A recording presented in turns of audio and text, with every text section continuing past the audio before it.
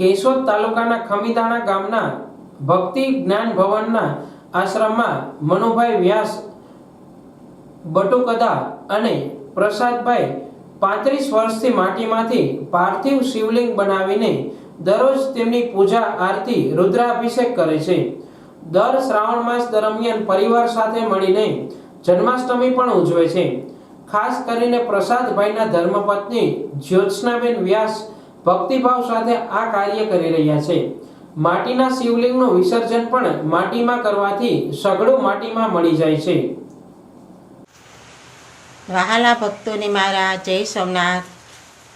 પવિત્ર શ્રાવણ માસ ચાલે છે તો અમો ખમીદાણા ગામે ભક્તિ જ્ઞાન ભવન આશ્રમમાં આશરે 35 વર્ષથી પાર્થિવ શિવલિંગ બનાવીને તેની પૂજા અર્ચના રુદ્રાભિષેક સત્સંગ કરીને ભોળાનાથને ભાવ અને ભક્તિ કરીને અમો ધન્યતા અનુભવીએ છીએ।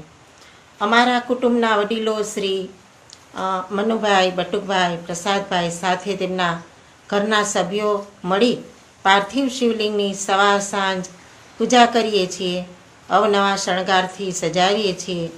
મારે શિવ ભક્તોને ખાસ જણાવવાનું કે આપણે જે માટીમાંથી પાર્થિવ શિવલિંગ બનાવીએ છીએ તેનું વિસર્જન પાણીમાં ન પધરાવતા તેને આપણે એક સારા પાત્રમાં જલ ભરી અને તે પાર્થિવ શિવલિંગને વિસર્જન કરાવીએ છીએ। ત્યારબાદ માટીને આપણા આંગણામાં આવેલા વૃક્ષો જેવા કે તુલસી પીપળો બિલ્વ વૃક્ષ ફૂલ ઝાડ પાર્થિવ શિવલિંગને માટીમાં જ વિસર્જન કરવું યોગ્ય છે। માટે મારા સૌ ભક્તોને ખાસ વિનંતી કે જો તમે પાર્થિવ શિવલિંગ બનાવ્યું હોય તો તેને જળની અંદર ન પધરાવતા તેને માટીમાં જ એનું વિસર્જન કરવું યોગ્ય છે। જય સોમનાથ।